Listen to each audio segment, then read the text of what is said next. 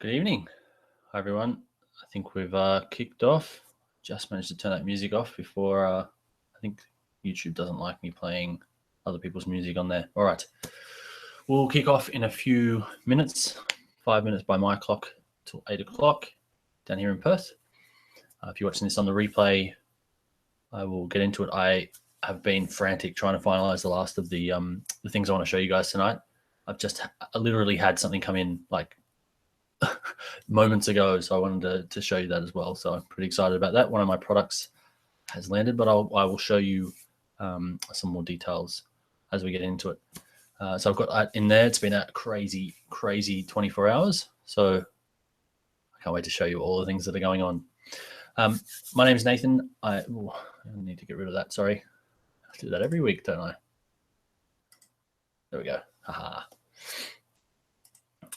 Right, if you have questions, guys, throughout the session, I'll get into the actual detail shortly. But if you have any questions, there is a chat here in the YouTube channel, in the Google chat, in the Hangouts, whatever you're watching on, all of those work.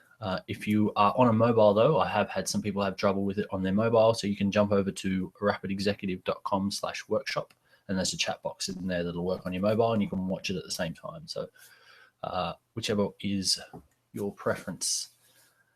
We usually hang around for a while afterwards, jump into the questions. This is pretty interactive, so if you have questions throughout, chuck them in. If they fit, I'll answer them there. If not, we'll leave them to the end. All right. I can see some people coming in there. Good evening. I'm very excited to talk to you guys about what's going on at the moment. I know I do that every week. But just the last couple of days, the last 24 hours has been frantic, and a few things have finally come to fruition. There's been a few problems as well, which nothing ever goes completely to plan. So I can't wait to tell you all about that and help you in case that happens to you. But never fear, we've gotten through it, so it's good. Things are progressing. So why are we here? Apologies. We will kick off in a couple of minutes, but my name is Nathan. I run Rapid Startups down here in Perth in Western Australia. We have around 1,200 members. We meet obviously physically, and we have been trying to sort out a time where we can meet more regularly, and most people come to the conclusion that meeting online is a lot easier these days. So you can watch live here, 8 o'clock every Tuesday night, West Australian time. That's UTC +8. We will meet here and discuss all things startup, small business, entrepreneurship. And this week and the last 3 sessions, we have been talking about Amazon FBA, which is a new business model we've been talking about. It's an easy model to rapidly validate a product. You can move towards a passive income type business model with this. It's a very hot model at the moment, very popular, but there's definitely still room to get into that. So we'll get into that tonight. A few more minutes while we wait for everyone to come in. If you are new, there are 2 options for chatting with the other members, with yourselves, and with me. Questions if you have them. If you're watching directly on YouTube or Google Hangout, you can use the Hangout chat. If you are on a mobile, I have had some people have trouble with that on a mobile before, so you can jump into rapidexecutive.com/workshop, and there's a chat and the video above, so you can watch and chat at the same time. Feel free to ask questions throughout. This is a very interactive session, so if you have any questions about the slides, chuck them in there and I'll answer them on the fly. If you have any questions that you want to, we can leave them to the end as well if they don't fit with the slides. All right. It is 8 o'clock, so we will let everyone else come in. I'm sure a few people will click right on 8 o'clock, but for you replay guys, we will get started. So any questions, guys, feel free to ask them at any point. We did hang around for about an hour last week afterwards to work through all of the questions everyone had. If you're on rapidexecutive.com/workshop, where the chat window is and the video is, you'll see last week's chat. Actually, it saves all the chats from all of the time as well. So you'll see we hung around there for quite some time. Tonight, we'll be discussing Amazon FBA. This is the 3rd of a 3-part special series on rapid startups. We meet every week talking about pretty much the small business, entrepreneur type business models that you can go through. At the moment, we've we've been looking at Amazon FBA. I'm very excited about that. I really, really, really like this business model. I've been through quite a few. I've done e-commerce. I've done sort of passive income niche sites and things like that. All of them seem to work, but not be hugely successful. Definitely nothing that I could write home about. Lessons learned, they've been fantastic as far as that's concerned. But this one, it worked and it's taking off already. So I'm a couple months in from learning. I'm a couple of weeks in from launching, and it's already going off. So excited to talk to you guys about that. I'll show you everything that's going on with me, how you can get yourself from what is this FBA thing all the way through to your first product. There is a few steps there. G'day, Brent. Yeah, guys, if you're on rapidexecutive.com/workshop, there is a chat window there. If you want, chuck in your name, just click on your name and you can ask away. Otherwise, you can go into the group chat here in Google Chats. We will get started. All right, my name is Nathan. I am from Rapid Startups. There is around 1,200 members in the local Perth meetup group. We meet once a fortnight in person and every Tuesday night online, so we can get together more often. We have opened that up, obviously, to people that aren't in Perth. That helps. Trying to help Aussies and pretty much anyone at the moment get started with their businesses, getting themselves over the line. And at the moment, we're doing a 3-part series on Amazon FBA. Pretty exciting business model. I'll jump over to some slides. It takes about 15. Actually, tonight's takes about 25 minutes. We'll go through the slides, but you can ask questions anytime throughout if you want to get clarification on anything. If I'm talking too fast, apologize. I am excited about this. So I have a few things to get through. I want to show you how you can get started with this, how you can find a product that's selling, how you can sort of spy on the people that are selling already and identify some things they might not be doing that well, that you can come in and sort of grab a piece of the pie, and the pie is quite big. I'll show you that as well. There are definitely some tools out there that can help speed up the process. You could go and do research for months and months and months and months and months on Amazon.com. I'm not sure you could do that while you're at work. I'm not sure how your boss would feel about that if you are trying to transition from a 9 to 5, or if you're just looking to supplement your income. This is definitely a good way to do it. It's definitely started working for me already. I'll show you through some of my products as well, not the actual products. I'll explain that in a little while, and how I'm doing as far as sales goes as well. All right, I will flick over to the presentation. But as I said, guys, if you do have questions throughout, introduce yourselves. Let me know where you're coming in from. I think last week we had nearly everyone from Perth, which was cool. But let me know where you're coming in from and your name, and we will have a chat shortly. So I'll just jump over to these slides and we'll get into it. Now, last week someone mentioned that when I flick over the slides, it takes Google a few seconds to click up. So I'll just give that a sec while we introduce this. This will be around about 15 to 20 minutes. I'll try and fly through as fast as I can, but if I am going too fast, guys, just let me know and I will slow on down. I tend to get carried away with this sort of stuff. All right, so this is a session about Amazon FBA. I'll explain exactly what FBA is. I'll tell you all about listings, shipments to FBA, how to launch an actual sales, tips and tools, and some behind the scenes of I will also quickly recap from the last session. So as I said, we'll go through what exactly FBA is. If you haven't heard of that before, we talk about where the products come from, sourcing them, and some tips and tools behind that as well. Okay. So every week we start with our why. And the reason we start with our why is because eventually everything will become a job. If you are new here, you might not have heard this story before. If you come every week, then you will have heard this a few times. My why is obviously my family, my wife, and 2 beautiful kids. And they are what keeps me battling in the trenches every day, every night, late nights, early mornings, things like that, to build the businesses that I've started. A lot of those businesses started on the side. I have 5 of them at the moment. The Amazon one is my focus point for this year. And I'm finding I'm passionate about it. I'm enjoying it a lot. But those long nights doing things, and especially when things go wrong, I always have to think back to my why to keep me going. And if you do what you love, you'll never work a day in your life.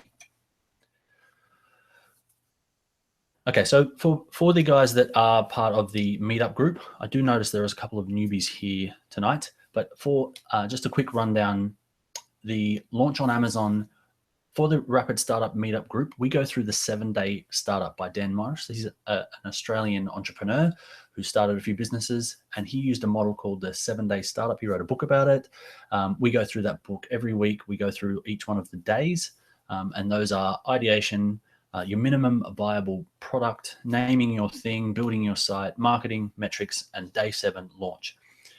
My first 7-Day Startup was an e-commerce store, and I took that from hey, wifey, I've got a great idea, let's do this, to 7 days later, we had our first customers. We've replicated that 3 times now, and it definitely works. This model works. Get yourself out of your way.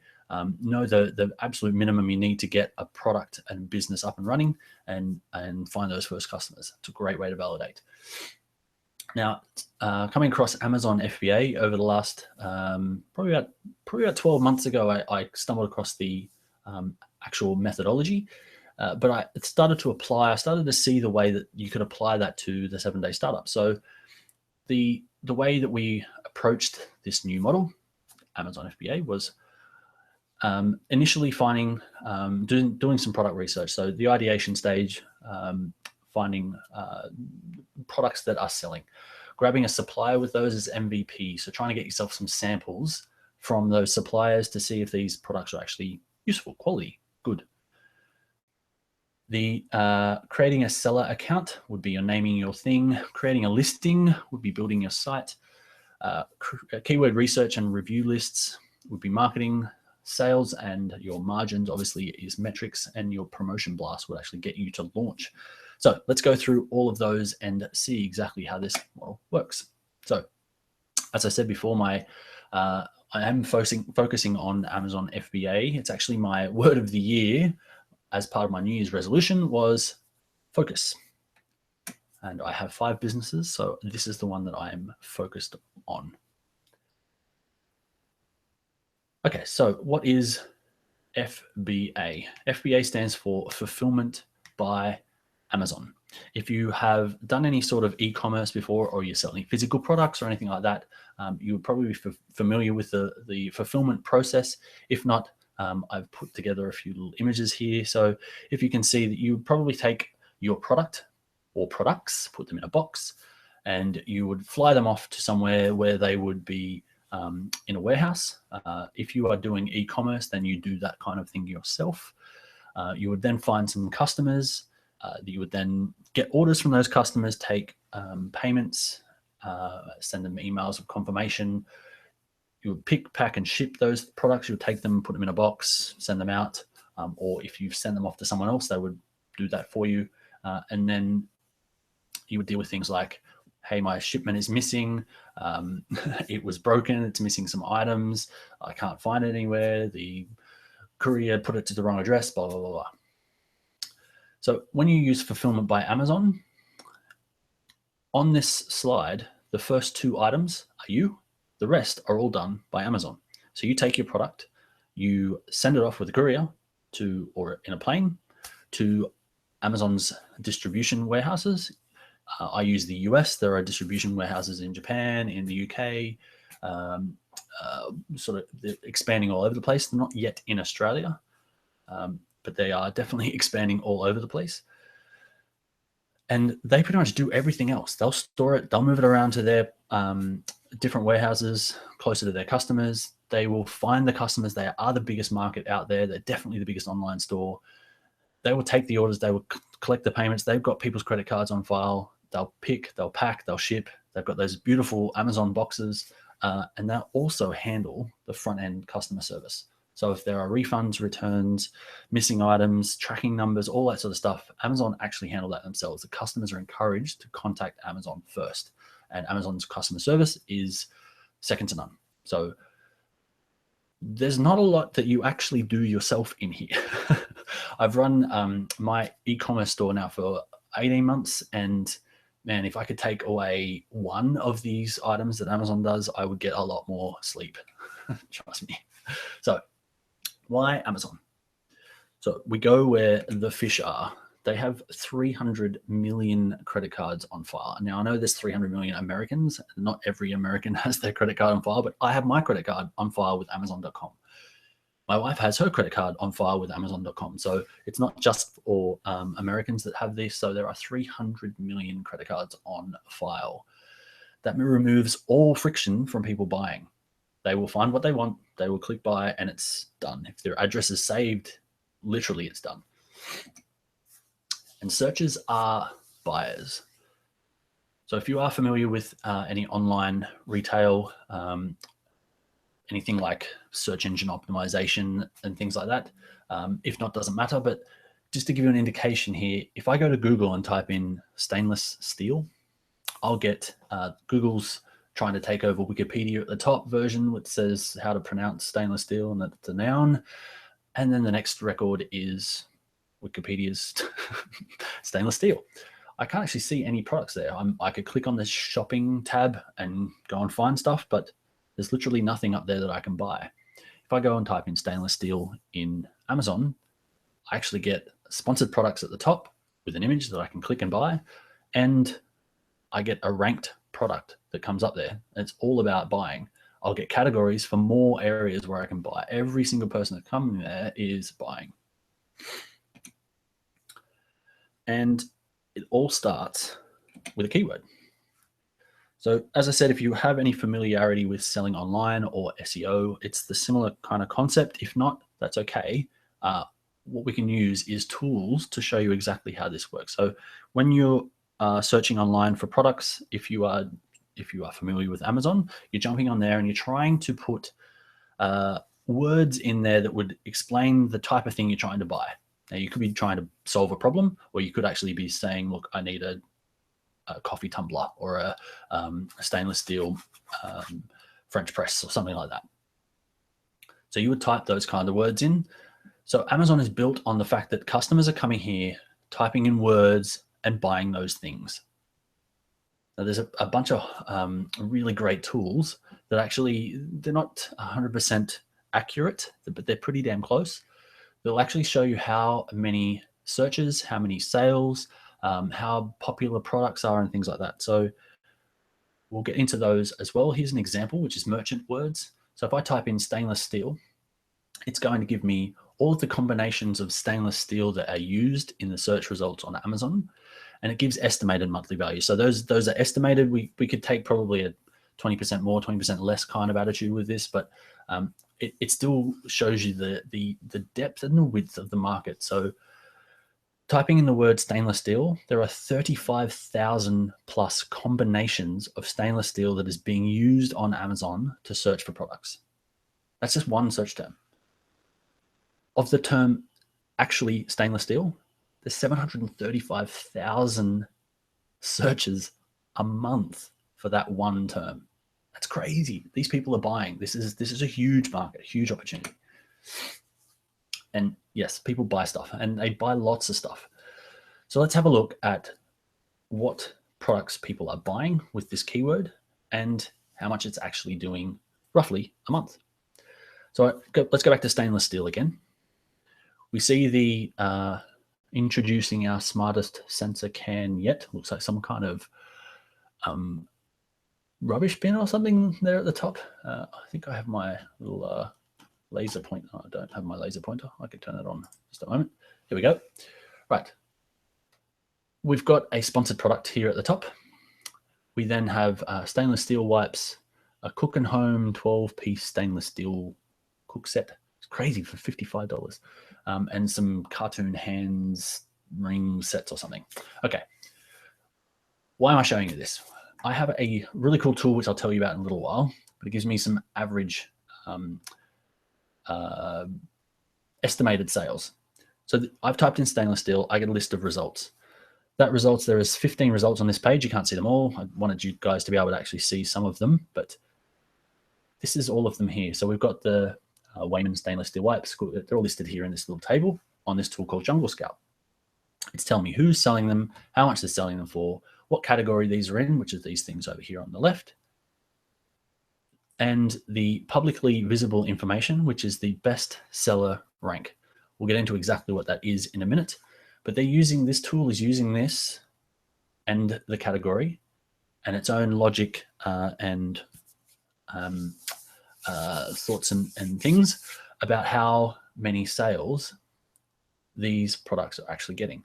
So for stainless steel, in this list, top 15 results for stainless steel, their average estimated sales a month is $672,000.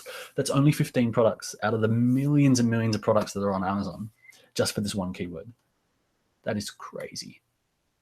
All right, so let's go and have a look at a product. So you would have seen products on Amazon. I'm sure you guys have all searched on there, whether you like to admit it or not. We do buy things on Amazon these days. So this is a product.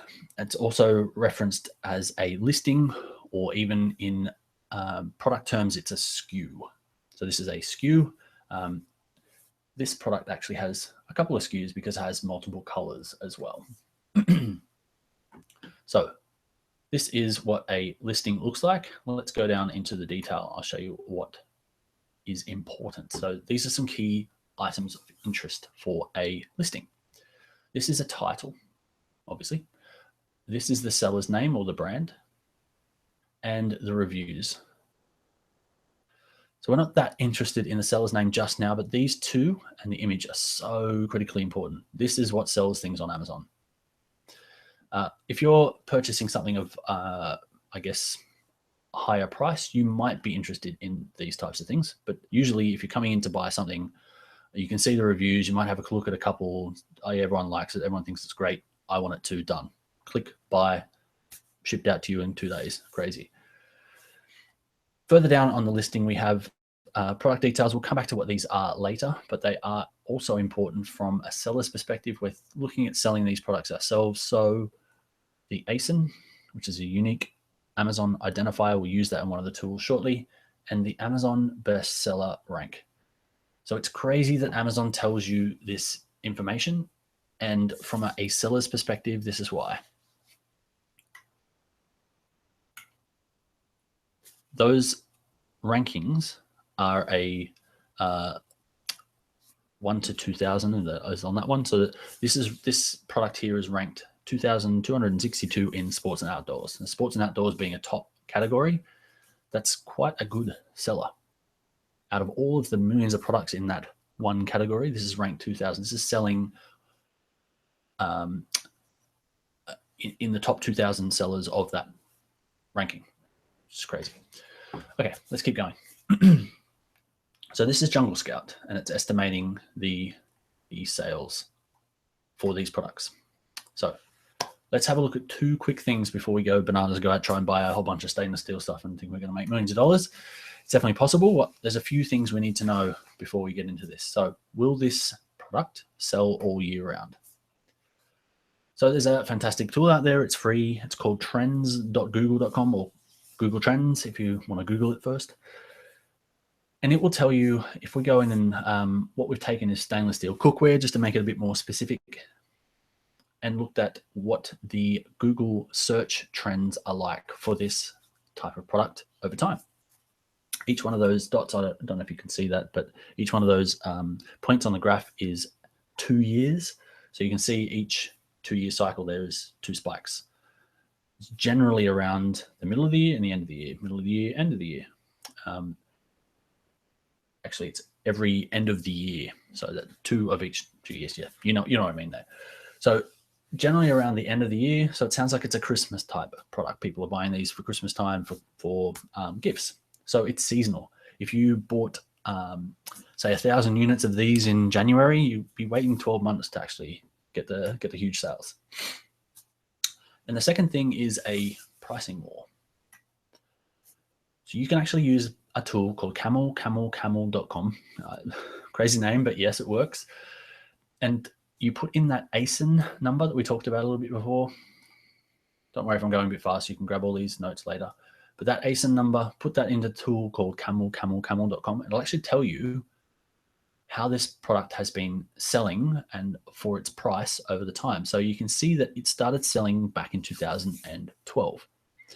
It launched around the $30-something mark, which is pretty crazy for that 12-piece stainless steel kit. And it's pretty much hovered around the $50 mark. We see these spikes over time as well, and it's peaked right up here at $82. So either they have run low on stock, which is they put the prices up to slow down their sales but increase their profit, or they're playing around, they've got a lot of competition and they're trying to beat out their competition. So that's another thing we need to know. Okay, so we've proved this is a big market. We've found a high-selling product. Now, how do we make money? The key to that is finding products at a lower cost, so you've got built-in margin, but still have the quality. So 2 places that I've used, these are very common places for this kind of thing, but 2 places that I've used and had success with both is Alibaba.com and globalsources.com. There are plenty of other places, but these are probably the most common and probably the highest rated out there. Alibaba has been around for quite some time. They've just been bought out. They're quite huge. They're pretty much 95% Chinese suppliers. But you'll see there, I've typed in stainless steel set, and we've pulled back a 12-piece stainless steel cookware pot set for restaurants, and they are selling a minimum order of 10 units, which is crazy, at $2.35. Now remember, these are selling for $50+. So I'm sure you can do the math. That's quite a markup. And they look pretty good. They look pretty much the same as the ones we were looking at before. Global Sources is reasonably newer than Alibaba. It's a bit smaller, but from my initial searches and from a few of the big sellers that I follow as well, indications are that Global Sources has a lot more of the pure suppliers, whereas Alibaba has quite a lot of agents or resellers. So people that will say they're a factory when they're actually not. They're just a middleman and adding a bit of markup and things like that. So I'm moving a lot of my product sourcing over to Global Sources, and I'm finding it's fantastic. So we'll find this portable stainless steel cookware set. This has got a minimum order of 1,000 units. That sounds more reasonable. And the price here is actually $18. So it could be down to quality. I'm not sure how good a 12-piece stainless steel cookware set would actually be, which is where we get back to that sampling those products, getting some samples. So Alibaba.com, a little bit more about that. So you think about this as a cheap Amazon. They have lots and lots of products. It's all about buying. And Alibaba are, just for my Australian viewers, they are expanding. So I got this email the other day. It's actually from last week. So this training event has actually stopped, but I'm sure they're running more of them. They are trying to push more into our market. They are on our same time zone as us, so they really see this as a growing market, and they want to get into e-commerce sellers in Australia to launch their products from Alibaba. So let's look at how we contact these suppliers. My first request of you, so that you don't make the same mistakes that I made the first time around, is actually use a real email address. I thought I was being smart in using one of my spam email addresses because I didn't want to be spammed. I didn't know if I could trust these Chinese suppliers. I didn't know who they were and all that sort of stuff. So I used a spam email address. It's an @Gmail address.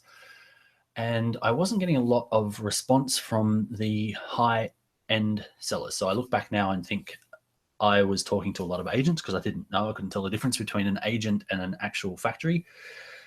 And I look back now and think of the ones that I identified as a factory were they were really slow at responding or just unresponsive. I actually thought they were being rude, or they weren't very good to deal with, or they might have been these agents that I'd been hearing about, but it was actually the opposite.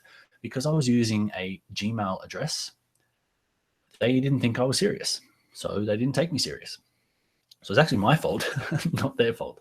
So when I started using an @my real address, I started getting a lot more responses. So you can use HostGator for that. HostGator, if you're using any of those sort of hosting sort of services, they've got some tack-on email addresses. You can grab one with whatever domain name you've got. I use Google Apps for Work.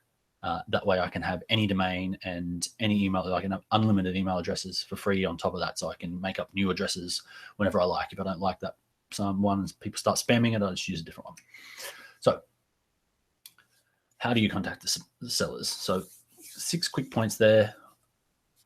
You need to approach this with a how do we work together. These sellers you're potentially going to be buying thousands of dollars of product from over a long period of time.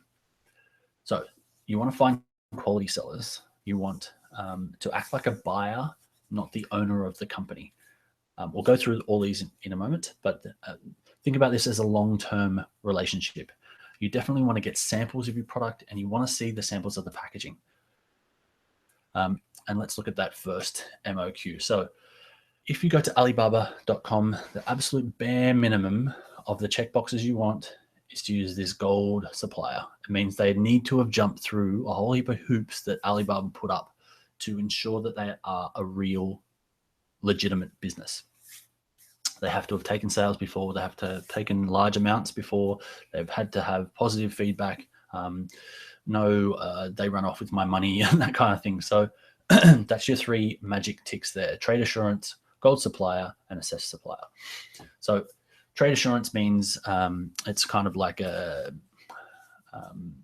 escrow service where you will give your money to Alibaba rather than straight to the factory. And once you're happy with the products, with the delivery or things like that, you're able to hold some of that money in escrow and actually release it at a later date. If you're unhappy, then Alibaba will refund you your money. Gold supplier, I explained before, and assessed supplier means someone third party friendly to Alibaba has actually gone out and assessed that this is actually a real factory. It's not someone taking photos of a factory and putting it on their site and saying that we're the factory. The other piece, important note, is these are actually real people on the other side. So if you build relationships with these guys, you will find, culturally, they're lovely. They want to do business with you as a person, not as a business. So you will see a lot of hi, dear, and sort of endearing terms coming back and forth from communications with these guys. But these are real people. They do want to know about you as a person, how long you've been in this business, what your kids are up to, all that sort of stuff. So they really, you really treat them like human beings, as you would want to be treated yourself. So it's not a company to company kind of relationship. These are people to people kind of relationships. The other tip is to act like the buyer, not the owner. Now, there's a couple of reasons for this. So the buyer would show that the company is legitimate. So I am the buyer of this company. Okay, this company has a buyer, so they must be a bigger than your average bear. And if you come across as the buyer, you actually can use the fact that you're not the owner as a leverage point in negotiations. So let's say you want 1,000 units for $5 each, it's $5,000. You can come back and say, well, is that the best price? Well, this is our first time. Can we lower the minimum order? Or can we, negotiate back and forth? And you can say, look, I need to go and actually talk to the owner about this. I'd really like to work with you, but give me your best shot, and I'll see what I can do with the owner. It gives you kind of a leverage point for negotiations. As far as contact itself, there are a few apps. You can grab the Alibaba app on your mobile and things like that to chat. I do recommend getting off Alibaba to actually start building that relationship, but initial contacts is just easy to do on the app itself. So you can search around, click contact seller, how you going, are you real, show me pictures, do you do samples, etc., etc. All right, so talking about samples, I get asked all the time, do we pay for samples, and how much are samples, and how much should I pay for samples, and do I need to pay for shipping as well, and blah, blah, blah. The way I see samples is definitely a sunk cost, but it's an investment. So you don't necessarily want to trust that the samples that you're going to get are going to be the same as the product. You don't want to just rely on the images. You're potentially going to be sending thousands of these units to random strangers on the other side of the globe. You want to know that this is a good quality product. And shipping from China to Australia, for example, can take about 3 days, which is really no time at all. 3 days to check off a product. It might cost you $50 to get a $5 product sent to you, but you can hold it in your hand. You can open the packaging. You can see that it's not damaged. You can see that all the parts are there as advertised. It's strong, it's sturdy, it washes, all that sort of stuff. So I absolutely, absolutely, especially for your first product, get some samples. Another question I get asked is, what is MOQ and how do you work with MOQ? Now, we talked before about the stainless steel pots. We saw one supplier had minimum order quantity of 10 and another had minimum order quantity of 1,000. One of the products that I sourced, one of the original products that I sourced, the minimum order quantity, it was a $2 unit, was 5,000. So that's $10,000 US plus shipping to do this. So I contacted them and said, okay, that's ridiculous. How about 100? And they came back and said, we only do runs of 5,000. So some suppliers, literally that is their minimum order quantity. Some suppliers don't want tire kickers. So they actually, they'll put something out there. They're trying to give you a range. So they want to keep the price low. They want to interest you with the $10. But the 200 sets would actually be the $100 mark. So it would be probably more like 20,000 sets to get it from 100 down to $10. But they are trying to ensure that you're not a tire kicker. They're trying to show you good prices, but if you come in here and said, "Oh, great, $10 pot set, send me one," I pretty much guarantee they won't do it. So, is there a faster way than going back and forth with all these? So I did a $500 challenge for one of my products, and I went to direct AliExpress. So AliExpress is a part of Alibaba, but they actually take a whole bunch of the sellers from Alibaba, the wholesalers, and put out products where you can buy one off. They will charge you a bit more and shipping will be a bit more and things like that, but you can still get products really cheap on AliExpress. And the shipping, it is more expensive than buying something from Australia from a shipping perspective, but the actual products, if you're finding a good quality product, it's probably a really good way to shop online. But from a selling perspective, it is a great way to test out factories. You might find factories that are on AliExpress and Alibaba. They might be selling samples of their products as another outlet for themselves. But it's a great way to introduce you to this process and get you started as well. All right, so how to start selling fast. All right, I have a launch strategy. I'm now on my 4th product. I'll get into a bit more details about my stuff shortly, but myself and my team have put together a launch strategy to ensure that we kick off with a bang and we start really running up that bestseller rank. So the 5 tasks we use for creating sales is we create a killer listing. We get awesome pics. Pictures are so important. We'll get into that in a sec. We use an importing service. We have a review list ready and waiting, and we do promotion. So let's have a look at these. So what's in a listing? So there's 4 key points to your product listing. So we talked the listing before. Listing is just the product or the SKU or the actual thing that you see when you type in a word on Amazon. All those individual items, they're the listing. So the number 1 piece for the listing is the title. Now I put title above image for one reason. The title is the strongest keyword ranking piece.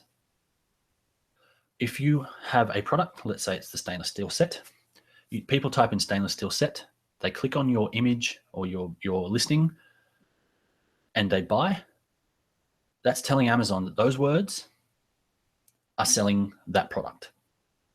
Those words, title, will help you show up on those listings. They also use the bullet points and the keywords throughout the whole thing, but the title is rated really highly. So if you've got stainless steel cook set, you're going to rank, if you sell, really highly because of those words in your title.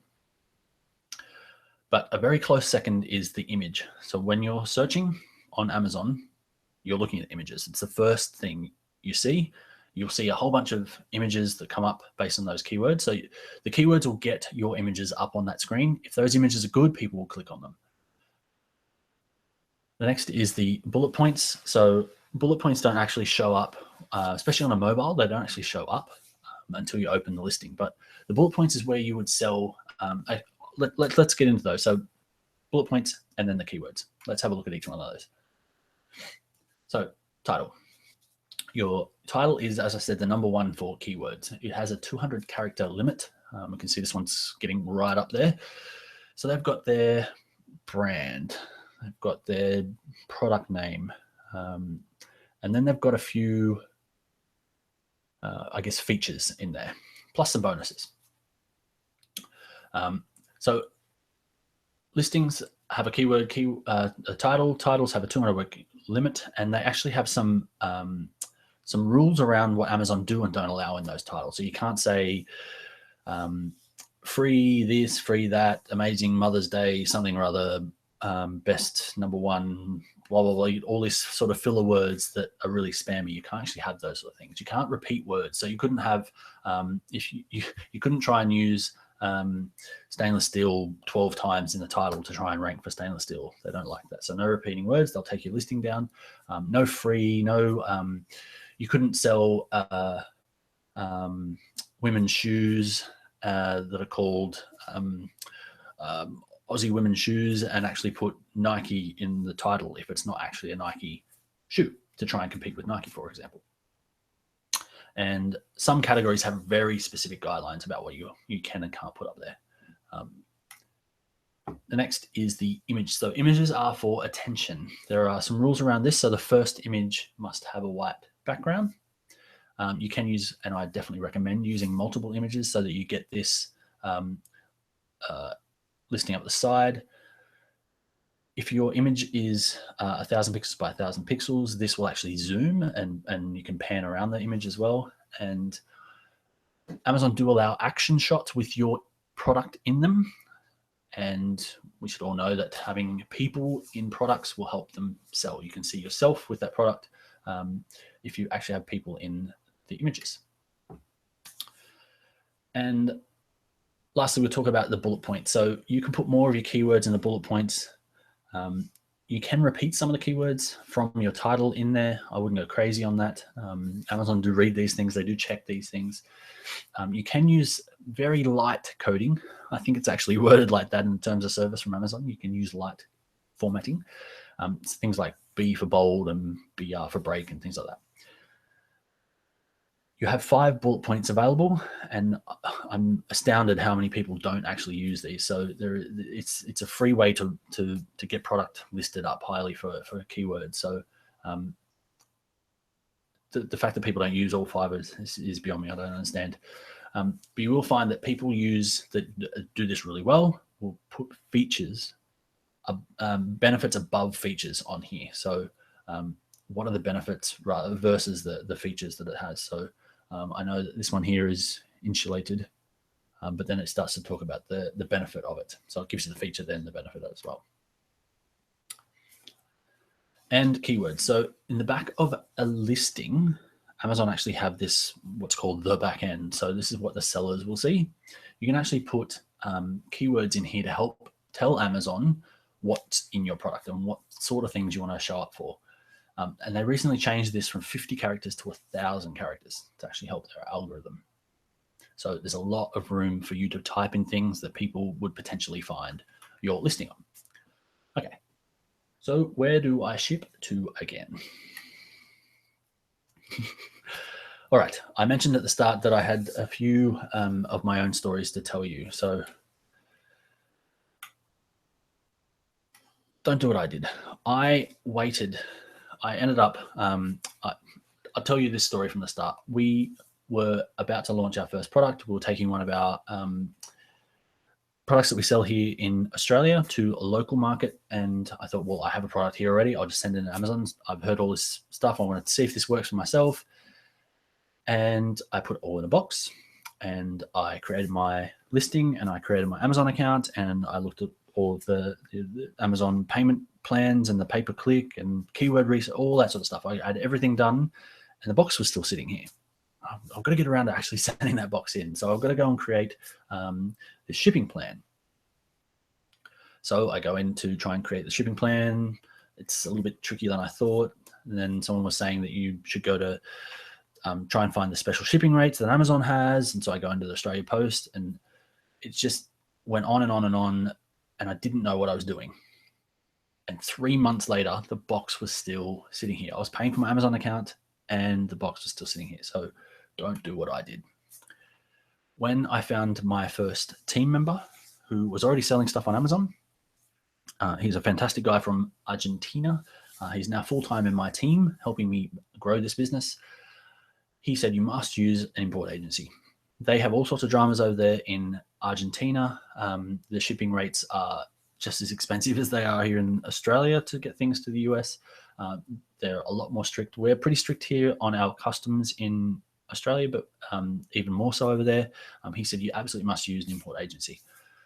So unless you are some kind of shipping magnate, I recommend using a shipping agency. We use a service called FBA Importer. There are many of them around, but I didn't even realize half the things that I had to do, and I still wasn't doing it. So they will handle shipments inbound, even if you send direct from your supplier, which eventually, once you've tested your samples and checked it out and made sure you're happy with your supplier, you might be happy to send them direct from China to the US. That's a lot cheaper as well. And you don't have to handle 2 lots of customs. So they'll handle the inbound from China. So you just send it to their address. They'll add what Amazon requires, which is the FNSKU label. If you don't put one of these labels on, it's a label that covers any barcodes that you have on the product that Amazon want. They want their little logo on there. They want their little scanner on there. Amazon charge you 20 cents per label to put it on there. So they'll per product, yes, per item to put those on there. So these guys will do that for you. They'll add the FBA shipping labels and stickers. They'll repack your box for you. They'll track that shipment all the way up until it's actually switched on as available for sale. And they do the whole lot for 20 cents a unit. Man, that would have saved me 3 months if I had known that. There are a few of those services. I use FBA Importer. I'm so happy with these guys. It's so fantastic. I can't believe what they do for how little. All right, so next up, how do we get some sales? So the first thing when you create a listing, you won't actually have any of those little stars that come with a rating or a review. Reviews and sales, I will caveat that. Reviews and sales is what Amazon runs on. If you have lots of reviews, it means your product is selling. If those reviews are crap, I guarantee your product isn't. If those reviews are really good, it's just social proof that your product is in the hands of other users and they like it. Other people, other customers, other people just like you have bought this product, they've got the product and they're happy with it. Hey, I want to be happy with it too. You'll go out and buy that product. So getting your first review.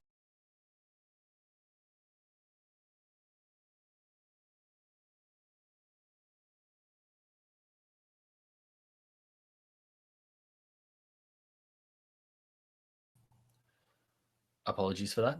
It's happened again. I should have said that at the start, actually. Once a week, about this time, Telstra causes some dramas and we drop out. Apologies, guys. We'll jump straight in. That does happen again. Give me 2 seconds. All right. Talk about Amazon reviews. So Amazon reviews all the time. So if you friends reviewer, if you do that to your mom, or say, hey, on Amazon, my computer here and buy my product, my credit card, and I think that's the great. Amazon will see it from the same IP address and take it down. They'll see that it's a family member and take it down because they've got their addresses and their names. They will see that it's not actually a valuable review. This is great. Is not a valuable review. If you go and have a look at the reviews that have hung around on products for a while, that have had upvotes and all sorts of things, they're, a paragraph or two long. They're talking about how long it took to get there and how they're using it and how it worked and what it does against what it says and all that sort of stuff. So those are the reviews that Amazon wants. Those are reviews that, think about it from a buyer's perspective. When you go and buy something, you want to hear what people are doing with this product, how they're using it, whether it lived up to the expectations, whether it's durable, whether, if it's a dog chew toy that it lasted, more than 5 minutes with your dog and things like that. So Reviews are important, and Amazon wants good reviews, not crap reviews. There's also this thing called the Amazon top reviewers. That Amazon are so into this, they actually have a bestseller rank kind of approach to their reviewers. They actually have, this is a link, you can click this link, guys. Amazon top reviewers. It's a link into Amazon itself, and it rates all of the top reviewers. So these are reviews that people have given upvotes to. So these reviewers then have a great standing on their accounts, and they're just a great reviewer to have. So you can actually reach out to these guys. They've got email addresses, so that's fantastic. And now once you have reviews, you can then go ahead and turn on pay-per-click, which is Amazon's version of AdWords, and start getting some paid traffic as well. But I wouldn't do any of that until you actually have some reviews. You want a bit of that social proof on there as well.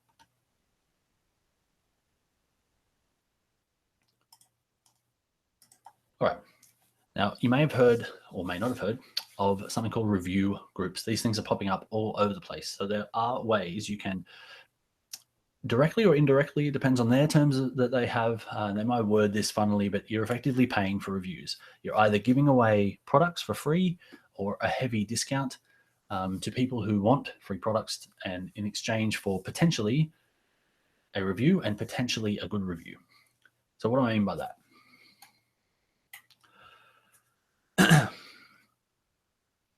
Some of these review groups will take your coupon and take the free product, and thank you very much.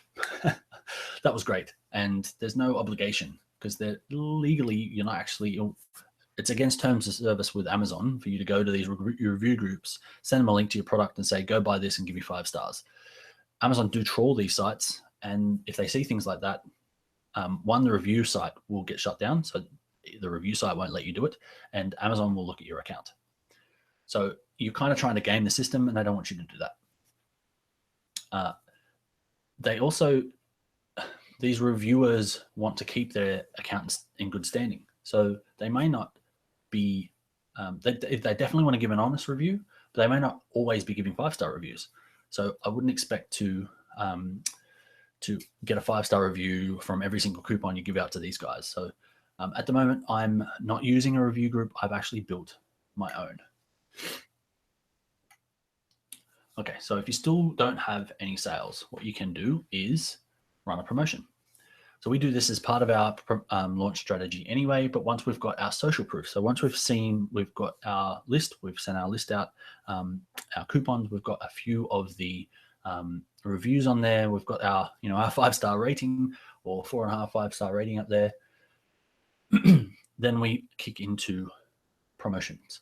So we do 75, then we do a 50, then we do a 30. So we're trying to really ramp up the sales straight away. We use one-time use codes, which I'll talk about in a second. And so we send these out. These are the ones you can send out to anybody. So you can send these out to friends and family as well. If they're not heavily discounted, you're not after reviews, you're not doing anything untowards here, but you definitely want to get some sales. Sales drive sales. Sales will show Amazon, as I said before, that those keywords that people type in, people are coming to that product and they're buying them. Okay, a quick word of warning.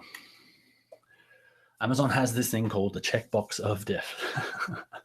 You can give away your whole inventory by not checking this button. You can put in a group claim codes have no quantity limits. You don't want that.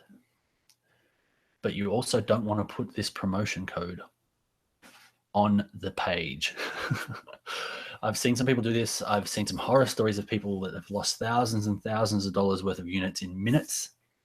There are apps, there are hacker groups, there are all sorts of things out there that that use tools to troll Amazon to find people that don't do the right thing here, that actually say, tell the whole world what my free promotion code is and don't limit how many people can use it. Don't do that. Don't do that. So is there more to this FBA thing? Is there more to finding something that's selling with a tool, go find it cheap on Alibaba and send it into your importer? Yes. There is inventory management. There is pay-per-click. There are hijackers, people coming and stealing your listing. There's pricing management. There's keyword optimization. There's a whole bunch of things that you can do. Right now, I'm doing none of these and I'm selling. So I'm growing this business. All right, for you Aussies. Question time. I get asked this question all the time. When I'm running my meetup, I get asked about, do I need a patent? That's the number one question I get asked. And when I'm talking about Amazon FBA, I get asked, do I need an American company?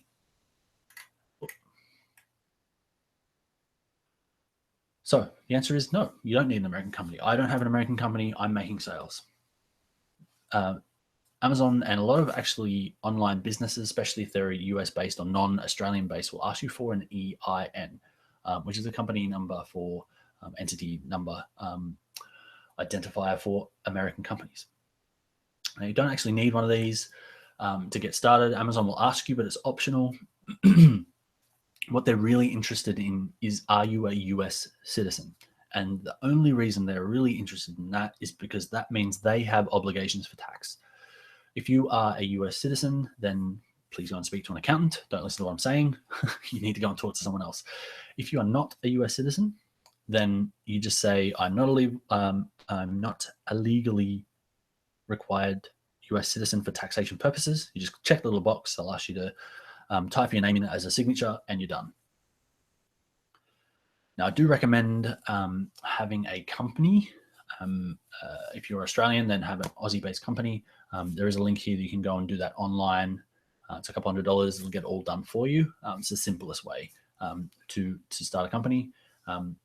I definitely recommend talking to a professional. I've used this service to start 3 of my 5 companies. The other 2 are subsidiaries, so that I haven't needed to use these. But it's fantastic. It's an online form. Fill it out. You're legal in like less than an hour. What about sales tax? So I'm not sure if you know this. The American tax system is crazy. I mean, we haven't had GST for that long, and even that's confusing for us. But the fact that the US have state and federal tax laws, they're completely different between the states. I tried to understand. I tried to sit down with someone to actually tell me how this works. I actually thought I needed to know about this for Amazon, but no, I didn't. Basically, I spoke to my accountant. I can put her quote here, but again, I'm not an accountant. Go and speak to one if you need to know more about this. But she said, as long as you keep your cash overseas, there's no income tax, but your company needs to pay tax. So it's not a problem up front. It's not a problem from an Amazon perspective. You don't even need to tell them anything about anything. They don't collect any tax. At the moment, all my cash is in the business. I'm sending stuff direct from Amazon to China. Product-wise, I'm sending it from China to Amazon. So there's nothing from an Australian taxation perspective. At this stage, the company, if it makes money, it will need to pay tax. All right, so let's quickly look at how I'm doing. It's close to 2 months now, but 1.5 will do. Right, yes, I have been hustling my face off. There is so much going on. It's awesome. I'm enjoying it. Last week, I said my product has sold out. And at the start of this session, I said I'm frantic trying to get the last little bits going in. I just literally received this email 10 minutes before I started. So I took a little snippet of it and chucked it in here. My product has landed. So I'm back in stock. Woohoo! This is my first product. I'm reselling a product from my niche. It's not great. If I did my numbers again, the way that I have told you guys about finding numbers based on keywords and using Jungle Scout and things like that, I actually wouldn't have done this product. But the fact that I already had it from my e-commerce business, it was so easy. I just chucked it in a box and chucked it off to Amazon. I knew it was selling here. I just wanted to sell a few items. I wanted to test the process. I wanted to actually see how this would work. So I sent out a few units. You'll see I was up for about 2.5 to 3 weeks. And I sold out. I had a few giveaways out of that as well. So the 21 were actual sales.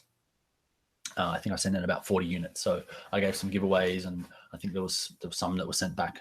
I didn't pack them very well. That's another mistake I made on boxes. Another thing that I wouldn't do the packaging myself. I would use that import service. But as I said, I just received an email from FBA Inbound. This is from Amazon. Amazon are really good with their communication, even with sellers, which I was surprised at. But they're telling me my inbound shipment has been received at the destination Amazon Fulfillment Center and processed into inventory. So the next, as soon as I jump on here, I can go and make sure that's in there. I think it takes probably about an hour, I think it did last time. So I don't think it'll be there just yet. But my current inventory will jump back up to 200. And I'm back in business with that first product. I'm so excited. All right. That was the good news. One of my bad news is for tonight. Product 2. It was a fail. I didn't test my numbers. I took another product that I was already selling. It's a subpar product. It's not great. It's something I'm not selling that great here. I just had them. They were simple. They literally 100 units fit in the palm of my hand. So I just thought I'll chuck them in a box with the other one. I didn't have any pictures. The pictures that I do have now are terrible. The packaging is terrible. I made it myself with my home printer. It's so bad. Everything about it is just everything I've told you guys to do tonight, I didn't do. There was no numbers. There was no selling. And my outcome, I'm going to tell you guys about the product. It's a coffee filter. I sourced it from China. I didn't check the samples. They sent me out samples with the product when I bought them, and they sent me the far, far, far less superior product out of the sample pack when I actually told them I wanted the superior product from the pack. So I ended up with a crappy product. Anyway, it still works. It does what it needs to do, but there are better ones on the market for the same price. So the outcome is I will liquidate the product. So worst case scenario, I stand to pretty much break even. The margin is so good on this product. I'm going to liquidate it, sell it for a couple of bucks each, and I'm going to break even. The lessons I've learned are great. I'm making it sound like the end of the world, but I look back now and it was an epic fail. I didn't do anything that I told you guys to do, and it didn't work. So worst case scenario, I did have to front the money for the product, so the money has been sitting there, but I will liquidate and get that money back. All right, product 3. This is the one that we did our first real research product. This is the one I have done with my business partner, my team member, Nico. We did proper private label product research. All of the steps we did tonight, we have followed. We got sales straight away. We've had our first reviewers now, so I actually need to take that line off, but we've had positive results already. So seeing the Amazon payments coming in there, it's a little more than, I think we're at 20 days. So it's almost 3 weeks. And we've hit 1,100 in sales. So happy with that so far. Product 4. The next little piece of bad news. So I was meant to go live today. The indications that I got from the shipment and FBA importer was it was due to them a couple of days ago, and they hadn't received it yet. So those components of this business for me are on autopilot. Nico was away for 2 days last week, and this kind of fell through the cracks. Unfortunately, my supplier sent all of these boxes to me. I'm not sure if you can tell by this picture, but these boxes are huge. They're so big, they're so heavy. They're like 14 kilos each, and there's 6 of them. When I rocked home the other day, they were all sitting at my front door. Like, oh no, this is wrong.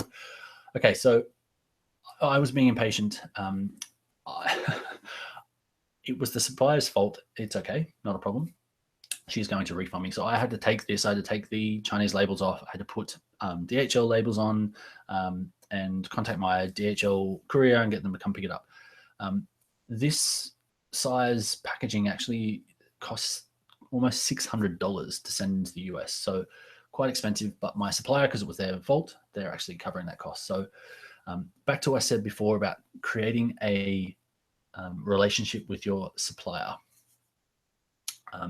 She just made a mistake. She could have easily said, look, your problem, you deal with it. it would have eaten a serious chunk out of our margins on these products. But she said, oh, my mistake, no problems. You guys are going to hang around for a while. Like doing business with you. Just send me the receipt and I'll get back to you. So this was meant to happen. This photo's from last night. This was me until 10:30 last night, rechanging labels. But yes, I was meant to be live. I am getting impatient with this fourth product because I have product 5, 6, and 7 on their way as well. But yes, these things do happen. All right, so what's my product? I did tell you about one of my products. There is a reason, several reasons, but one main reason why a lot of the people you might look at from an Amazon selling perspective wouldn't tell you about their exact product, because if you took what I have done and my exact product, it's very easy to go straight in and compete with me. So that's why we don't exactly share exactly what we've got, but I can tell you about one of them because I'm happy with it. So you can go sell coffee filters all you like. All right, so my biggest wins, I mentioned it a few times. I have learned so much by actually doing this. I had been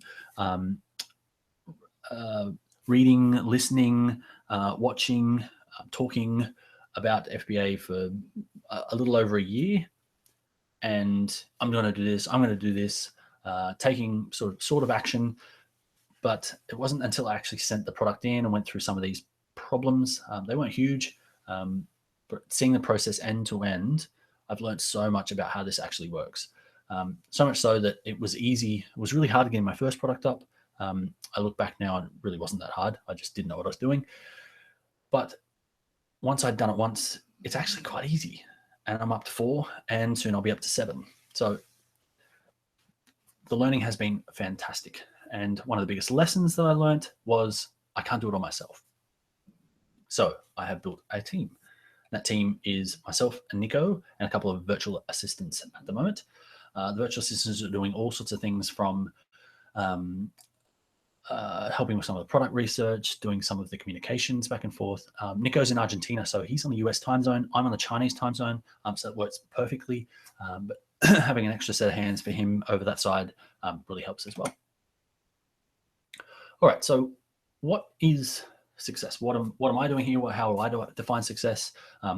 You can multiply, divide this for yourself based on what you would class as success, but I have a simple formula for success. So I'm looking for products that I can easily get to 10 sales a day. And I'm looking to make, after all said and done, $10 profit per product. So that's $100 a day. And I want to get there within 3 months. So if there's 3 months worth of effort to make kind of passively $100 a day, that's not actually a lot of work. So majority of that time in that 3 months, we'll be getting the product up. And then moving forward, it's just a matter of making sure it doesn't run out of stock. Order more stock, send it in, order more stock, send it in. That's pretty much all we'll be doing, $100 a day. As part of Dan Norris's 7-day startup, he has this term called the one metric that matters, or OMTM. So my one metric that matters in this business right now, the thing that I'm focusing on is getting 3 of the products within 3 months, doing that 10 sales a day. And if I can get to that, I will class this as successful. And if I can't within 3 months, I'll drop it. Now, simple math on that, $100 a day, 3 products, 3 months. That's a $100,000 business, roughly. All right, so a quick recap, and we'll jump back and get into some of the questions. I can see some rolling in there. Remember your why. All of these things, especially this stuff, there is a bit of upfront work involved in this one. It's not something you can just write a blog article and hope to make $1 million out of it. There is a bit of upfront work in this, so it will get a bit tricky before you actually see full-on success. But in real terms, it's been 2 months with my 3rd product, and I would definitely class it successful already. We looked at Jungle Scout. It's a fantastic tool. It really is a fantastic tool. It's actually a paid tool. There's not much else here that's paid for. It's a paid tool. Get it. If you're looking at this model, it will save you hours. It's fantastic. Alibaba and global sources to grab products. It's a great place to find products that look interesting and good quality. Merchant words to find out what people are actually searching for, and we looked at listing optimization, import agents, reviews and groups, and promotions. So it's now up to you to take the action with the steps. Okay, we run these every week. So if you are interested in these, subscribe. This is on YouTube. You can click on the little link on the video, on the YouTube video, or the Google link, or whatever it's called, and there will be a subscribe button there. You can actually look at all the old ones as well. Everything from starting a business to launching in 7 days. And for the last 3 sessions, we've been talking about Amazon. In the last couple of sessions, we went through specifically a bit more information around the product research component, the first stages. This has pretty much been the whole end-to-end. Definitely start with product research, and I'm also offering accountability and help for this. So I have a 15-minute coaching session. I have a few slots in my calendar I've opened up, so it's free. Jump on there, grab a spot before they're all gone. But if you do want to chat about this or starting your own business, then jump in and I will help you out. Yes, as I said, rapidexecutive.com/coaching. To grab that, my calendar app is up there. Grab a spot that's free and I'll give you a buzz and we'll talk about it. All right, and all of these slides are available to download at rapidexecutive.com/workshop. There's a link there. You don't need to put your email address or anything. Just click the link and it downloads a PDF of all the slides from tonight, so you can go back and read them at your leisure. All right, let's jump back to me. How was that? Good? Excited? I had a few guys on here last week going, wow, I can't believe that, man. Cool. All right, so, hey, sorry, guys. When it dropped out halfway through, I forgot to come back to the questions. Sorry. I have several. So, hello from Newcastle. Hello from Newcastle. I think my brother's out there as well, Newcastle. Shane from Perth, how you going? Why don't the Alibaba wholesalers just sell? Hey, that's a very interesting question. So, why don't the Alibaba wholesalers just sell their items on Amazon themselves? Surely they must realize what's happening, especially if they're shipping it to Amazon's warehouses. True. Why don't they?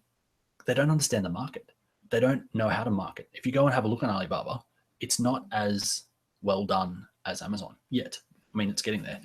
There's talk of Amazon and Alibaba joining forces and all that. I think this is a long way off, but right now it's huge market, huge opportunity for all of us. Amazon are trying to get if you've read the Everything Store, which is the Jeff Bezos story, he's the creator of Amazon. They want to be the Everything Store. They want to have every SKU on the planet that's selling on Amazon. They want to be the number one place you come to search for products online. So they can't do that themselves. They couldn't even do it with Alibaba. They need us to bring the marketing prowess, the understanding of who the buyers are, because we are them, to Amazon. That's how that market works. So Alibaba wholesalers, they do it. There are ones, especially when it comes to commodities like, let's say, iPhone cases or like batteries, phone batteries, those external battery packs and things like that. They've got that nailed. They know exactly how that sells. That's been selling for those kind of electronic-y kind of things, like they predate eBay. Those things have been going off, and it's really not hard to sell those because they're a great markup and a simple sell. Like, people know they want them. So, and you'll see a lot of the resellers on Alibaba. They're clearly resellers. They're trying to show themselves as the factory, and the factory looks like it's in a completely different place. They've stolen pictures from other places, but these guys are on the ground there. It's a lot easier for them to jump around different places, find, like, arbitrage the different prices and stuff, and get them up there. So it's definitely happening, but I think it's a small piece rather than people that aren't doing it. All right, so maybe they wouldn't do this at first, but if you were ordering in bulk on a consistent basis, why wouldn't they just copy or undercut you? Possible. Again, the patent laws and practice laws and things like that for China aren't as strict as a lot of other countries. So it is, it's possible, and it happens. I wouldn't say it's commonplace. So if you ordering. I mean, these guys want your service. If they were doing that on a regular basis, so if they were taking people who are ordering in bulk, identifying those as major potential markets to go into, and then going and selling it themselves, they would lose their rankings on Alibaba. There would be people, there'd be outcry, there'd be reviews, and they'd get kicked off there. So I don't think they'd risk that. But they can. I'm sure there are dodgy ones that do. Phil says audio is garbled. It's fixed now. Hi, Paul. All products or just the last one? Not sure what that was referencing to. Sorry, Paul, I missed your question through there. What I saw was great. Thanks, Paul. That's great. Awesome info. You're welcome, Phil. Interesting model and definitely interested in trying myself. Fantastic, Shane. Where do you find your virtual team members? I use Time, etc. for, it's kind of like I don't know if you've seen things like Fiverr and Upwork and Freelance and all that sort of thing. It's kind of like those sort of one-off tasks, but you get the same person over and over again. Now, at first, it ticked the boxes for me because I didn't want to have to find contractors all the time. So I need you for this. I need you for this. I need you for this again. I need to get someone else now. I need to train them that, what my logins are and things like that. So I feel like I'll grab your question in a sec. Virtual team members. I have been using Time, etc. for 18 months, and they're great. But they've still got a bit of a task feel to their service, and I've moved now into I need employees. I actually need people who are growing with my business. So I have found Nico on onlinejobs.ph, which is the Philippines online jobs service. You can go on and find guys in there for really, really great price, really great service. There are several other places like that. I know Chris Ducker's got a service called, blanking on the name, he's going to kill me, Virtual Staff Finder, virtualstafffinder.com, I think. They use Filipino services, and they've obviously got their own Filipino list of service providers. So they're excellent as well. You're welcome.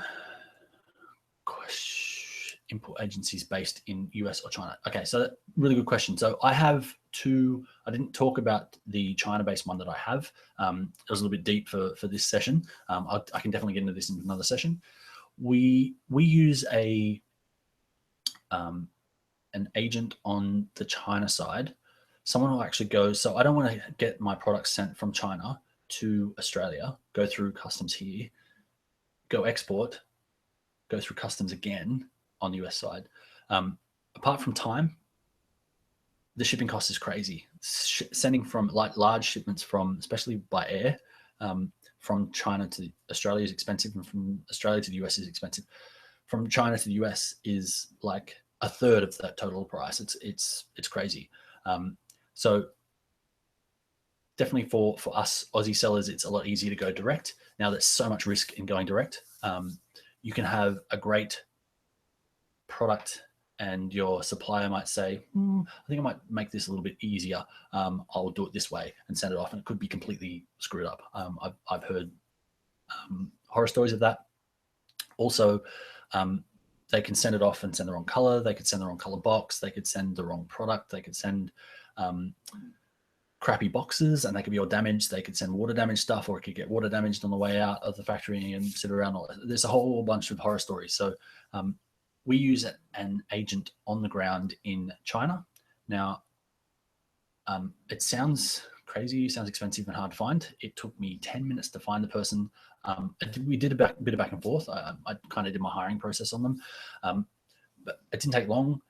They charge $100 to go. Like, one of them had to go a 4.5-hour drive the other day to the factory, took photos, sent me photos on their phone. Is this fine? Waited for my reply at the factory. Closed up all the boxes, made sure they were like strong enough boxes, put the shipping labels on them, $100. That's crazy. Like, we're talking heaps and heaps of boxes as well. So they'll then get that off, and they'll coordinate the shipping and export from China as well. So for that price, it's crazy. So they're my export agent or my agent on the ground. So they actually build a relationship with the factories as well. They're allowed to walk the floors and all that sort of stuff. These guys can help you understand whether the supplier is a real supplier as well. They'll go out to the factory and see if it's a real factory. They'll check the boxes. They're just fantastic. So I have a China-based agent as well. And my import agency is based in the US. So they're on the ground in the US. Those are the guys that take the package from China. They'll do all the import stuff. They'll get it into the country. They'll change it and morph it into what needs to go as an importer into Amazon's FBA, and they'll track it all the way until it's ticked off on Amazon and it's live. And they do that for 20 cents a unit. It's crazy. So yes, I have a China-based agent. Not expensive, not hard to find. I can tell you guys. I can give you some more details if you reach out to me. I can tell you who that is. And my import agent on the US side is FBA Importer. I think there's about 6 services. I went and had a look recently. I was just shopping around to see if they were still the best, and as far as I can tell, they're still the best. You're welcome. Does every individual unit you are going to sell need its own Amazon label barcode, or is it just for the whole box? Every product needs at least an FNSKU barcode. So what that is if you think about it from a logistics perspective, these little boxes are moving around all over the place. Amazon are moving into different warehouses and with their own warehouses and things like that, so they're closer to the customers. I did forget to actually mention Prime. So of those 300 million credit cards are on file, if they're in the US and they pay, there's special deals, but they have a thing like kind of like a Netflix kind of arrangement. If you're a Prime member in the US, you can get free 2-day shipping on these FBA products. You don't get it with merchant fulfilled. So if you're sending your products up and actually getting the customer details and sending it out to them, your products aren't covered by this. But if Amazon's actually fulfilling them, they promise 2-day shipping, which can be 1 day as well. Like they'll promise maximum 2 days. So people are buying these products, getting shipped out like within a day. It's crazy. So Amazon actually move your products around to where they're actually getting sold the most. So they'll sort all that out for you. But what they want is their own barcoding system to make that really easy. So they have these labels. They'll tell you what the labels are when you tell them, when you create your listing, it'll say this is your FNSQ. You can give that to your supplier and they can stick it on for you. That's the cheapest way to do it. We will do that once we get to our next lot of products. But for ease, we just got the FBA importer guys to do it. So they actually want you to do it. It's their way of getting their 20 cents a unit guaranteed.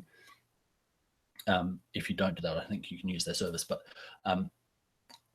yeah, you definitely need the Amazon label on all your products. You don't need a PPC, a UPC code, a few other bits and pieces. I did get them just because I had them for my e-commerce business. Sorry, that's the dog. I think kind of asleep, snoring. I was doubting whether you would quit the market completely if you didn't get 3 products in 3 months, or just quit the last product. Oh, yeah, sorry. Yeah, now I get your question, Paul. If I was going to quit, I think I would have already. I got 3 months in and was so into this. It's more the products themselves. So I think I've validated from a do I want to do this or not point. I've even, I've obviously had some mistakes and some problems come up as well. It's not slowing me down. I would keep iterating on products until I got to those. If I can't get the product to what I would need it to, I'll drop it in 3 months. All right, just check the other chat there in case I'm leaving people on the YouTube channel out like I did last week. All right, guys, keep those questions coming. I'll hang around, obviously, as long as I can. I'm actually supposed to be having a team meeting with Nico, but he is on a boat in the middle of the ocean on a cruise talking about Amazon. He's my spy on the Nomad cruise at the moment. I mean that in jest. He's not spying. He's actually there learning from some superstars that are traveling the world while they're running these businesses because they can. Thank you, Paul. Thank you. if that kind of thing interests you, and if you are into startups and nomad lifestyle and things like that, check out nomadcruise.com. I'm so going to be there soon. They're doing, where did they start? I think it's like they land in Portugal. They start, I can't remember where they start now, but it's like 19 days or something. It's only like $1,000. Fantastic. On this cruise liner. Awesome. A whole bunch of startup people, heaps of people talking about FBA, and they've got FBA meetings and breakout workout sessions and all that sort of stuff. Just not sure if you already answered this, but why don't the Alibaba wholesalers just sell their items on Amazon themselves? Surely they realize, yeah, Rich, we did answer that already, but it's just fine. It's a really common question, and the question actually can be if you replace Alibaba with any of the others or Amazon. So Amazon could do the same thing. They can look at all these products and go and sell them. And they do.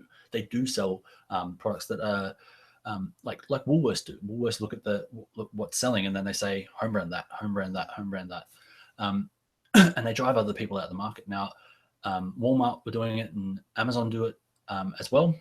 But the stories that I'm hearing from the people that are having this come up is if you go on to Jungle Scout, you'll see down the column it'll say who's selling it, whether it's FBA, fulfilled by Amazon. So that means people like us are sending it to Amazon, Amazon doing all the work.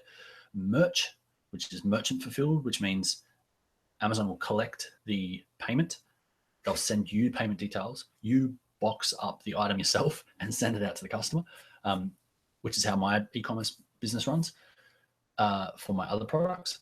But there's also AMZ, which is Amazon, which means Amazon have the product, they own the product, it's theirs, it's their name against it, and they're taking the customer and they're selling it. Now, if you're doing really good sales, I've heard, and Amazon are doing this, Amazon will reach out to you and say, can we sell this? Then they'll wholesale buy it off you. And it's quite common. So Amazon aren't being predatory. And I think your question kind of is saying, why aren't these guys being a predator? I have heard that it is happening, but it's more the short-term gain, the gamers of the system. So it's the guys that aren't actually factories, because the factories don't want to get a name for themselves that they're doing this, because they just won't get any business. So the factories can't afford to do it. But there are guys that sit outside of the factories that are obviously trying to do this sort of stuff. And as I said, they're doing it in markets where there is extreme competition, and they're able to beat out by a few cents on stuff. So iPhone cases and chargers and that kind of stuff that the high-end eBay sellers have been doing for quite some time. So they're really after the easy money and scale. And because they're on the ground, they can sort of play with that. But I don't think it's a macro problem. I think it's a real small problem. I don't recommend getting into electronics. One, they break easily. Two, I think it's just a crazy market. And three, it's one of the lockdown categories. There's a whole bunch of problems with batteries and regulations and stuff. So, sharp objects and sparky objects and stuff, you could end up with a lawsuit. So I would steer clear of those sort of things anyway. Any tips on what sorts of task jobs to utilize the virtual assistants for? So we do odds and ends. Because I'm using time, etc. I can inherently trust the service and the system from a security, safety, and that kind of stuff. So I can trust them with my logins to my websites and things like that. So it's more menial tasks for those guys. I am moving away from time, etc., into actual employees. So things that I would get my employees or virtual assistants to do, especially for this Amazon stuff. So product research, I do a lot of product research myself. I have templates for how this works. I've got tools now for how this works. Again, guys, reach out to me, rapidexecutive.com/coaching, and I'll share all these tools with you. They're my tools that I built for myself, so I need to show you how to use them. And I will show you how to use them and get the most out of them. But because I've got this all systematized, I can hand these sorts of things off to those guys. So I need you to find me X product in X niche. I need you to find me the top 3 sellers for this. I need you to go and find me some Amazon reviewers. I want the top 10 reviewers that have put a video in their review for coffee filters or something like that. So just meaning, they sound like menial tasks. They sound like big tasks actually, but they're actually meaning tasks. They're things that I could spend 15, 20, half an hour here and there, but my whole day would be taken up by all those sort of things. So yeah, no problems, Rich. No problems. I'm happy to keep talking. You keep asking questions, I'll keep talking. It's okay to ask roughly how much have you spent launching each product, including the website, email, product, agent, etc. So website free, email free, product itself. So the first product I had was the one that sold out. It was one that I already had. So I actually found it in the UK, of all things, on eBay. They had a bulk sellout. I think it was someone liquidating this product that they've obviously bought lots of it from Alibaba and it hasn't sold, and they're sort of flicking it everywhere. I was able to sell it in a different market. So it's actually a baby product and I'm selling it in the coffee niche. So I'm getting more sales than the original guy already. Dog is cracking me. Can you hear him snoring? He's only 6 months old and he snores like a trooper.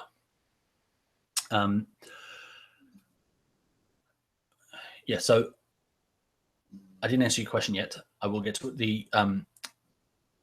I bought 100 units at $2 US. So it wasn't a lot of money up front. The agents are the first couple of products, the first two products, I didn't have any agents. I sent it myself, so I didn't have an inspection because I did the inspection. I shipped it here. I paid double for shipping. So I think the shipping from the UK cost me $55 US, and the shipping to the US, I think it was only about $30. It was quite cheap. International Economy Air with Aussie Post, I finally found, because originally I'd seen this, long story short, I'd seen this notification of Amazon sellers for Aussie Post, and Aussie Post have a deal with Amazon. And it was something like I could send 2 kilos standard size box to Amazon from Australia for $11.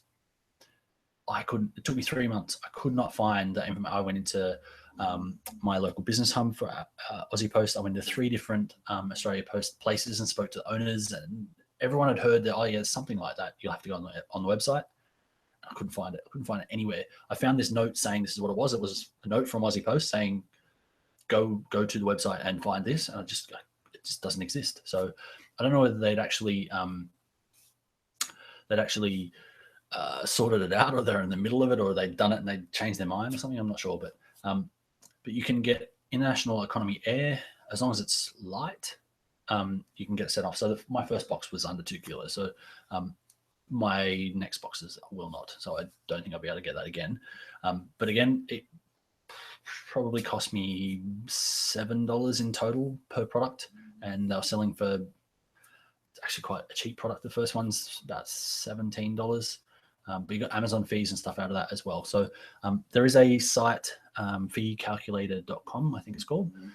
It'll show you the fees, all the fees, and break it down. You actually put your shipping costs and your product costs and things like that, and it'll tell you your sale price versus your profit and stuff out of there.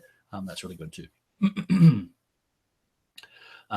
My third product, which is my killer product that I've done all the work on, I think at the moment I'm at break even at my launch, and I still have 60 products left out of 100. So doing well so far. I've given away a heap of products. I think I gave away 15 or 20 products.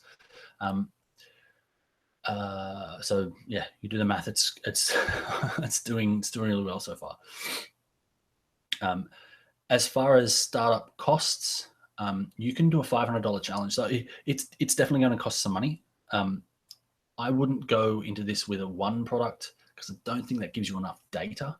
You can go to AliExpress. I would ask for 10. I would do that a couple of times and test a few things out. You could do it with the same product. Your margins won't be great on that, but you'll learn so much just getting that product in. Once you've had an idea of like using Jungle Scout and having an idea of what's actually selling, if it's selling for, let's say the total sales are estimated at 3,000 units for this type of keyword, for this type of product per month at, say, total of $50,000 or something like that, you could easily get into that market and start selling. It's got enough velocity that people will stumble across your linking and buy it. If you've got good products, good images, good titles, and things like that. So, but you could start with $500 and do a challenge like that. It definitely works. You don't have enough leverage, I think, to make a big bang as far as promotions and stuff. You might not get enough units. But my fourth product is actually, I'm doing a $500 challenge on that one. So once we get that in, I actually have already ordered the next lot because I know it's going to sell. Anyway, so do you need a website for FBA? No, you do not. I definitely wouldn't let that get in your way. I have built a website, but it has very little traffic. I'm trying to send people back. So Amazon don't let you have customer details. They don't give you the customer email, but I have put a contact us for your warranty via this website. Go to the website, give us your email address. We'll send you out a coupon. Then I've got an email list and I can market to those guys later on. So I'm definitely looking at that from a virtual cycle. I know all this because I've used my e-commerce knowledge on this. You don't need it to start.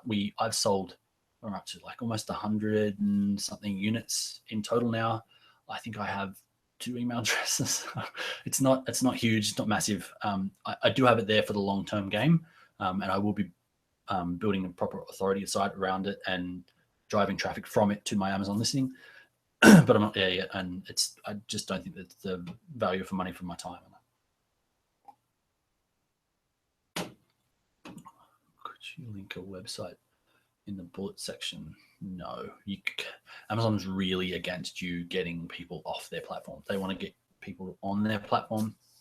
You'll see Amazon are advertising on Google now. If the products aren't on Amazon, they'll advertise Google on their thing. It's the only way to get out of there. So they do want to be the first place people come to for product, but they definitely don't want you to take customers away. So my site actually has the buy button. And I learned this from a seller. I tore down a business for you guys. I think it was episode, it was an in-between episode on the 7-day startup run of episodes. If you go to subscribe, you'll get all of the previous episodes. I can hang around here for a little longer, guys. So keep your questions coming in. I broke down a business. So I took an Amazon business. I took their product. I showed you their listings. I showed you how much they were making. I showed you all of their products, their whole, I guess, catalog. Then I took you to their site, showed you how they put their site together, how simple this whole business was for them to put together. And if you look at it from the outside looking in, it looks like this massive brand, this massive kitchen brand, like a Breville or something like that. And there was really nothing to them. They were smell of an oily rag kind of business.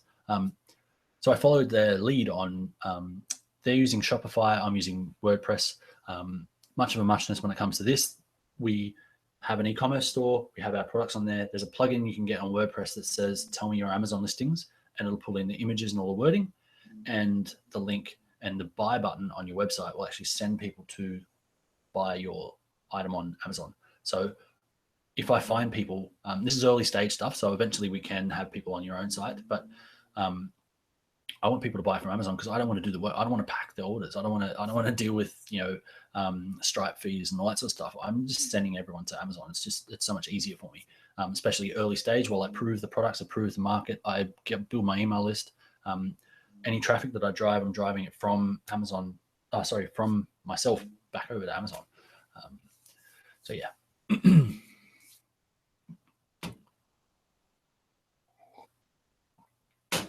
So Phil asked, do products typically get sent by sea freight or air from China to the US? I guess it depends on weight of items.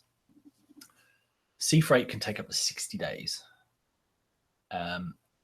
Air from China to the US, including import, FBA importer, and landing in Amazon and up on the website, can be as little as 5 days. So I've seen product get sent from China to the US in 2 days by air. The price, you pay for that price. It's,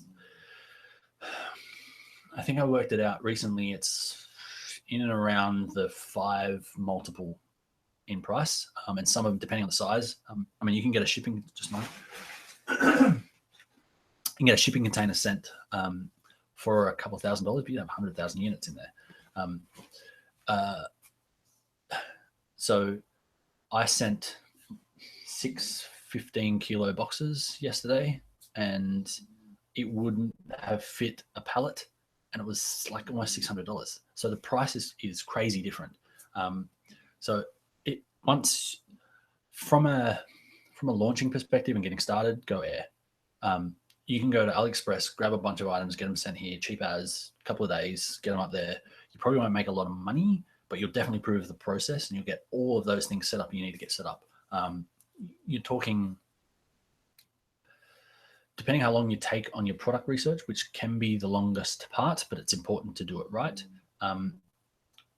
You could do that whole process in a week. You'd probably be up and listed and launched in 2 weeks, customers. So you can do it that way. I will be moving to sea freight eventually. It's from a cost perspective, it's crazy not to, but I need to prove out how that all works, and with my supplier and the FBA importers side of things first, and start getting some sales, because the cost, the fact that these products are in transit and not for sale for 60 days on top of what they already are, I just can't afford that from a cash flow perspective at the moment. But I will be doing it definitely. Mentioned that you don't need a website. So do most FBA sellers even bother with an external site? It seems completely unnecessary. It is. It is to get started. Eventually, I mean, if you're building a brand, and I am building a brand, I'm in the coffee niche. I'm staying in the coffee. I love the coffee niche. I know it already because I'm already selling these sort of products. You see in the background. I'm staying with a niche at the moment. I'm building a brand around the niche. I've built it in a way that content's going to be really easy for it. It's in a trending market. Not only is it coffee, but it's something else as well. I can't tell you that just right now. I will eventually, but right now it's a little bit under wraps, just from a competition perspective. But sorry about that. I don't like to be secretive, but it's just one thing I can't yet. But it'd be too easy to copy. It's really easy from a content perspective. It's targeted, it's trending. I've positioned it as a good brand. Now, a brand has a website. It's not a real brand unless it has a website and an Instagram account. So I definitely recommend having a website if you're building a brand, but not yet. Like, get sales, get more sales, get reviews, get that sort of thing going. Start your customer feedback process. You can start building an email address just from that. An email list from that. You can do that with a landing page. You don't need a website. So I definitely wouldn't let that slow you down. I can build e-commerce sites in an hour, so it's not hard to build websites. So don't think it's something that would take a long time either, especially if you've got your listing up there. So creating a listing can take. It took me a couple of weeks for my first one. Once I learned the eccentricities of Amazon, I now get Nico to do all my listings, and the VAs follow up a couple of things on that. But the once you've got the listing up there, you can use a plugin to pull all your listing back, all your products onto your own site. So it's really website. Yeah, don't worry about it right now.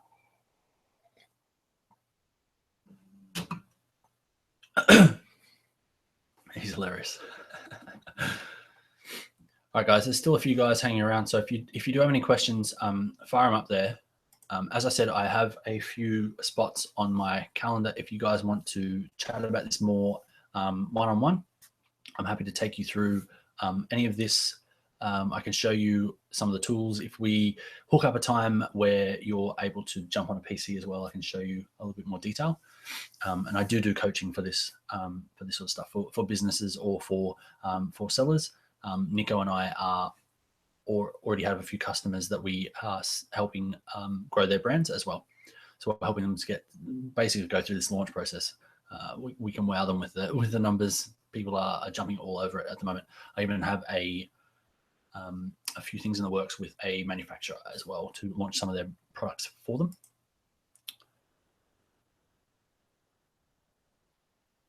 Yep.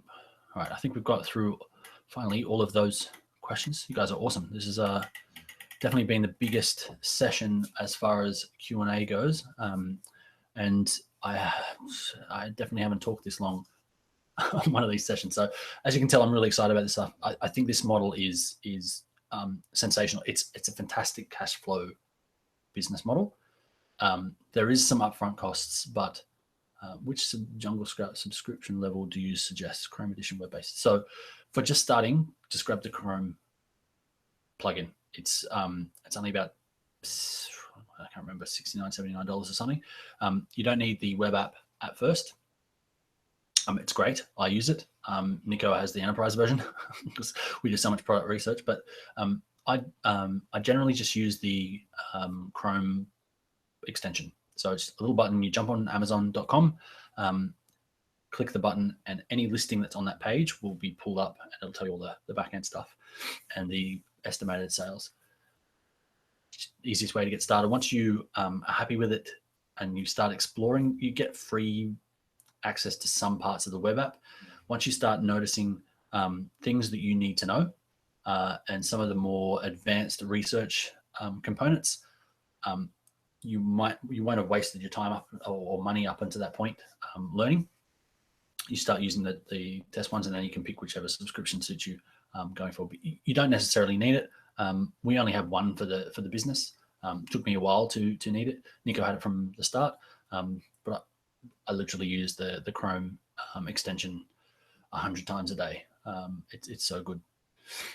But you can start with that. You just go into your account and click a button to upgrade it. But you get access to some of the free web-based stuff with the Chrome one as well. All right, guys, probably got about 10 more minutes. There's still a fair few of you guys hanging around. So I'm glad you're enjoying this. Ask me anything if you guys want to talk about startups as well, small businesses, e-commerce, anything like that. I'm obviously focused on Amazon at the moment. I love this stuff. So you can grab all the notes from tonight's session at rapidexecutive.com/workshop. I know you guys are seeing that already in the chat because it's just below you.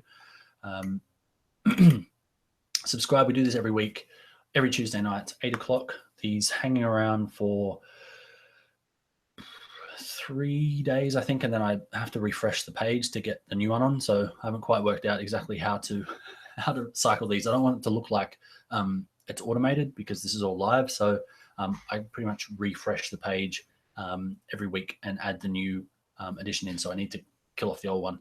It still hangs around, so you guys can have access to that as well. But basically every week we jump on 8 o'clock and hang around for 3 days and do a review. If you want to ask questions, then you need to jump onto the live session, or you can follow me on, I think on YouTube. I think that's where it is. And you can ask me any questions in there as well.